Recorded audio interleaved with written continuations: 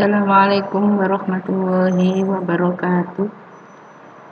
Bismillahirrahmanirrahim. Alhamdulillahirabbil alamin. Kita bisa bertemu kembali dengan anak-anak meskipun dalam jarak jauh. Maka kita lanjutkan pelajaran Al-Qur'an Hadis di kelas 7. Tolong anak-anak dibuka LKS-nya bab 2, yaitu tentang kekuasaan dan rahmat Allah.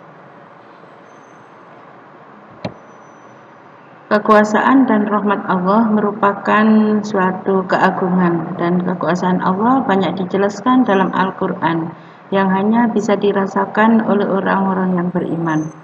Dengan merenungkan tanda-tanda kekuasaan Allah dan mengetahui manfaatnya akan menghasilkan keyakinan yang mendalam bahwa Allah Zat yang menciptakan semua apa yang ada di alam ini.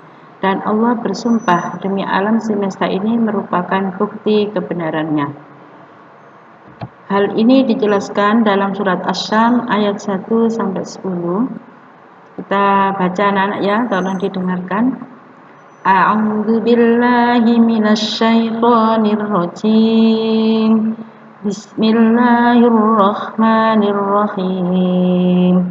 Wasyamsi wa duhaha wal qamari idza talaha wan nahari idza jallaha wal laili idza yaghshaha was samaa'i wa ma banaha wal ardi wa ma tahaha wa nafsin wa ma sawwaha fa alhamaha fujuraha wa taqwaha qad aflaha man zakkaha wa qad khaba man dassaha. Shadaqallahul azim. Dari ayat yang kita baca tadi, maka penjelasan dari surat Asy-Syams ayat 1-10 diantaranya yaitu 1. Surat Asy-Syams itu terdiri dari 15 ayat, termasuk golongan surat Makkiyah karena diturunkan di kota Mekah dan diturunkan sesudah surat Al-Qadar. Dinamai Asy-Syams atau yang artinya matahari, ini diambil dari perkataan Asy-Syams pada ayat pertama. Adapun pokok-pokok isi kandungan surat Asy-Syams ada 2. Yang pertama yaitu kaum Samud telah dihancurkan Allah karena kedurhakaannya. Allah membayangkan bahwa hal ini sangat mudah baginya, sebagaimana mudahnya menciptakan benda-benda yang ada di alam ini, siang dan malam, dan menciptakan jiwa yang tersebut dalam sumpahnya. Allah memberitahukan kepada manusia jalan ketakwaan dan jalan kekafiran, dan manusia mempunyai kebebasan memilih antara kedua jalan itu. Yang kedua, dorongan kepada manusia untuk membersihkan jiwanya agar dapat keberuntungan di dunia dan di akhirat, dan Allah akan memberikan azab kepada orang-orang yang mengotori jiwanya seperti halnya kaum Samud. Itu adalah isi kandungan dari surat Asy-Syams ayat 1-10. Kemudian dalam surat ini Allah menghadirkan 3 pasangan ciptaannya yang digunakan untuk bersumpah.